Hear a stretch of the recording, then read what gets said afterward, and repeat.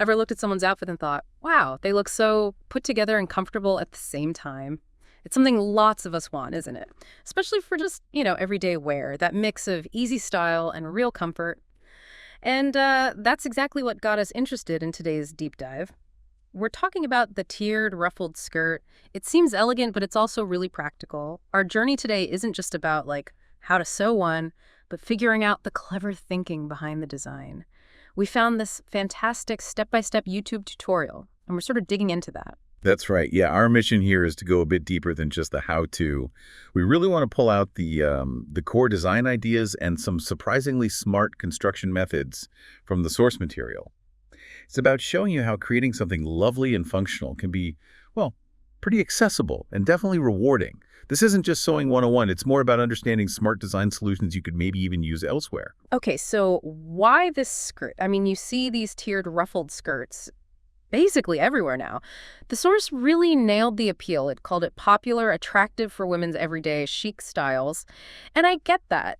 For me, it's how the design just seems to instantly upgrade a look without any effort. Those ruffles, they're not just for show, right? They add comfort and that modern feel. Absolutely. It's a fantastic example of form meeting function, really. Yeah. That multi-tiered structure isn't just about looking pretty. Think about it. It naturally adds volume and flow. That means you get amazing ease of movement. You're not constricted at all.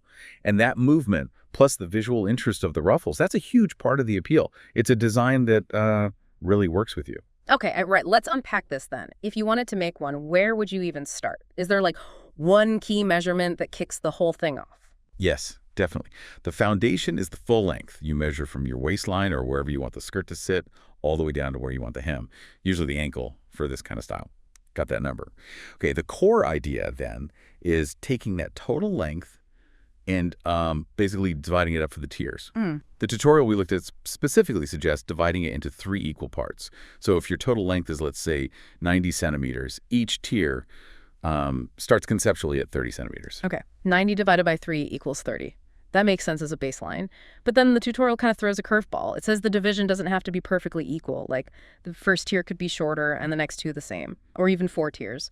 I'm curious, why offer that flexibility? What's the thinking there? Why not just stick to 3 equal parts? Is it just aesthetics? That's a really good question. And it really highlights how adaptable this design is. That flexibility, it allows for quite a bit of design variation. You can really tweak the look.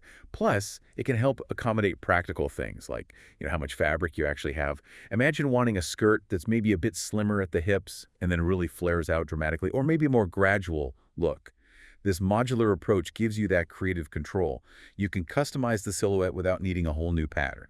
Gotcha. So it's adaptable. Okay, we have the overall lengths figured out, conceptually at least.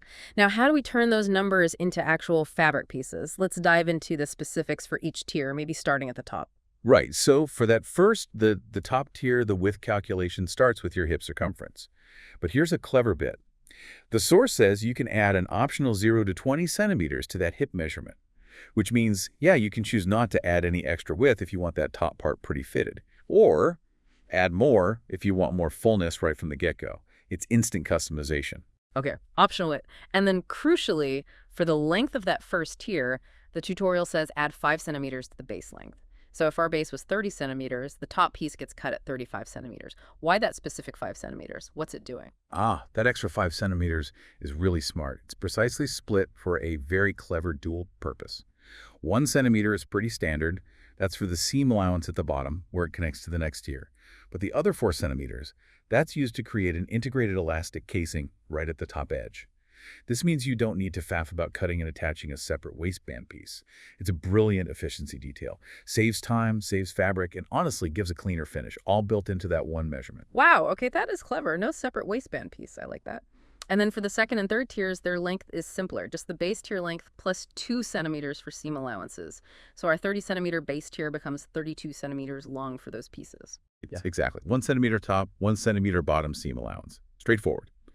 Now, for their width, these lower tiers are typically cut double the width of the tier directly above them.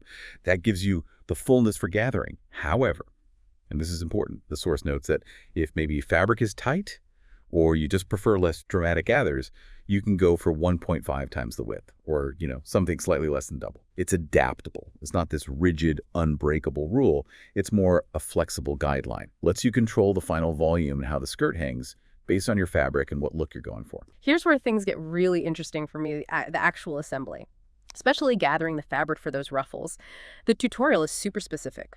Use 2 rows of stitching for gathering, not just one. I've usually just done 1 row. Why 2? Is it really that much of a game changer? What goes wrong with just 1? That's a fantastic point. And honestly, it's one of those little details that can make a big difference.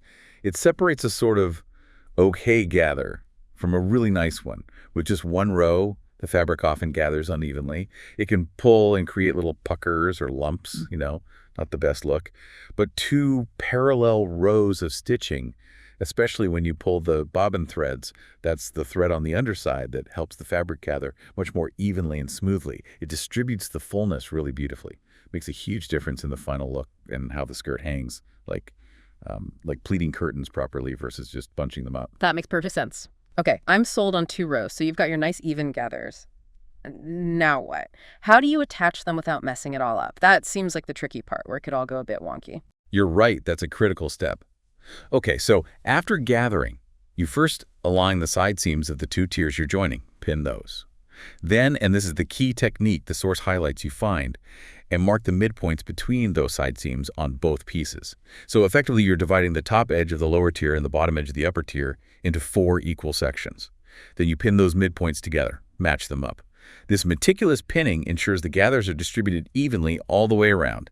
No big bunches here and sparse bits there. It guarantees the skirt hangs beautifully and just looks much more professional. Shows real attention to detail. Dividing into quarters. Okay, I can picture that. Makes sense for evening things out. And the source mentioned basting first for beginners. What's basting for anyone listening who hasn't heard that term? Oh, right. Yeah, basting is basically doing a temporary long stitch to hold the pieces together before you do your final permanent machine stitch. You can do it by hand or use the longest stitch on your machine. It's like a little safety net. It lets you check everything looks right, make adjustments if needed, and make sure it's all perfectly aligned before you commit with the proper seam. Great for precision, especially with gathers. Good tip. And then for finishing the very bottom edge, the hem, the tutorial kept it simple. Yeah, either serging, if you have a serger, or just a simple fold and stitch hem. Turn under once, then again, and stitch close to the edge. Pretty standard. Okay, let's loop back to that really clever integrated waistband on the top tier.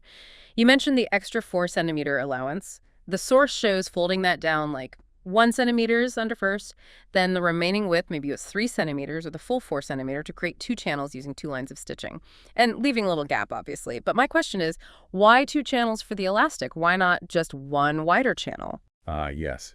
This is where the sort of real long-term genius of this design comes in, I think. The source actually recommends cutting 2 separate, narrower pieces of elastic. Each one should be about 10 to 12 centimeters less than your actual waist measurement. And then you thread 1 piece through each of those 2 channels. Okay, 2 separate elastics. And the insertion is pretty standard, right? Use a safety pin, guide it through. But the source warned about keeping the elastic flat, not letting it twist inside the casing. Exactly. That twist is annoying. But the really fascinating part is the long-term benefit of this 2-channel to elastic system. Think about it. Elastic stretches out over time, right? With washing, wear. It happens. With the setup, if 1 piece of elastic loses its desnizing, you don't have to unpick the entire waistband stitching. You can just pull the old stretched out elastic out through that little opening you left and thread a new piece in. You might not even need to replace both if only one is bad. It's just brilliant, practical design for durability and super easy maintenance. It's thinking about the garment's whole life, not just making it. That is genuinely smart. Seriously, imagine never having to rip out an entire waistband seam just because the elastic gave up. That's a huge aha moment right there. Building an easy repair from the start. Love it. Okay, moving on. Fabric choices and a really important prep step. The source mentioned rayon that was used in the video, but also chintz and cotton. Cotton got a special mention for being cool and comfy, so we figured out roughly how much fabric we might need. But hang on, before we even think about cutting, especially with cotton, there's a critical step. Yes. This is probably one of the most vital pieces of advice, especially for natural fibers like cotton or linen. Pre-shrinking. The source is very clear. Immerse the fabric completely in water, just plain water, no soap, no agitation for about 2 hours. Then carefully take it out, let it drip a bit, maybe roll in a towel, then iron it dry while it's still damp. Only then do you cut your pattern pieces. If you skip this, will you risk your beautiful finished skirt shrinking unevenly the first time you wash it? The hem could go wonky, it might suddenly be too tight. It avoids all that drama. So it's not just throwing it in the wash, it's a specific gentle soak and iron dry. Precisely. It lets the fibers relax and do their shrinking before you cut and sew. You're working with stable fabric then. Right. And quantity. The source gave some estimates. Yeah, rough estimates were about 1.5 meters for a 90 centimeter length skirt with around 110 centimeter hip circumference, and maybe closer to 2 meters for longer lengths or wider hips. Okay, estimates. And here's the crucial caveat, tying right back to that pre-shrinking. For natural fabrics like cotton that will shrink, you absolutely need to buy extra. The source recommended about 25 to 30 centimeters more than your pattern needs. That extra bit accounts for the shrinkage during that pre-treatment soak. Don't skip buying the extra. It ensures you actually have enough usable fabric after shrinking it. Good point. Buy extra for shrinkage. Mm-hmm. Okay, so wrapping this up, what does this all mean?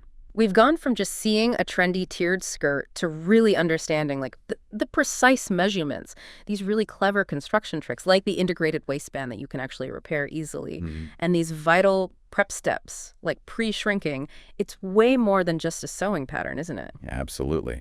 If you zoom out a bit, this whole deep dive really shows how even seemingly simple clothes often have some serious thought, some real engineering and practical wisdom baked into them. That modular tiered design giving flexibility, the two-row gathering for a better finish, and especially that replaceable elastic. It all points to a design approach that values efficiency, making things last, and even making them easy to fix. It's about building in solutions before the problems even show up. You see that in lots of well-designed objects, not just clothes. So, thinking about all that, what stands out most to you listening? What part of the skirt's design makes you go, huh, that's clever? And maybe think about other everyday things. What hidden ingenuity or little aha moments are there in how they're made, things we usually just take for granted? This deep dive, it's not just about sewing, really. It's about spotting the cleverness in the details all around us.